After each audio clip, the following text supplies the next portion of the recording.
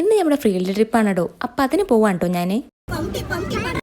അധികമൊന്നുമില്ല. Field trip ആകുമ്പോൾ ഇവിടെ തവനൂരും തിരൂരൊക്കെ പോയി വരാനാണ്. ഞങ്ങൾ ആദ്യം പോയത് ഒരു തവനൂരുള്ള ഒരു കാർഷിക വിജ്ഞാന കേന്ദ്രത്തിൽ ക്ലാസ് ഒക്കെ ഉണ്ടായിരുന്നു. അത് കഴിഞ്ഞ് സമൂസയും ചായയൊക്കെ കുടിച്ചിട്ട് ഒരു ചേച്ചി ഞങ്ങളെ അവിടെയുള്ള സ്ഥലങ്ങളൊക്കെ കാണിച്ചു. കുറേ കാര്യങ്ങളൊക്കെ പറഞ്ഞു തന്നെ നമ്മൾ അവിടെ നിന്ന് കേട്ടോ ഫുഡൊക്കെ കഴിച്ചത്. ഫുഡ് കഴിച്ചതിന് ശേഷം ഞങ്ങളുടെ സാറ് വെള്ളം തുപ്പി ലവ് ഉണ്ടാക്കണ്ടായിരുന്നു.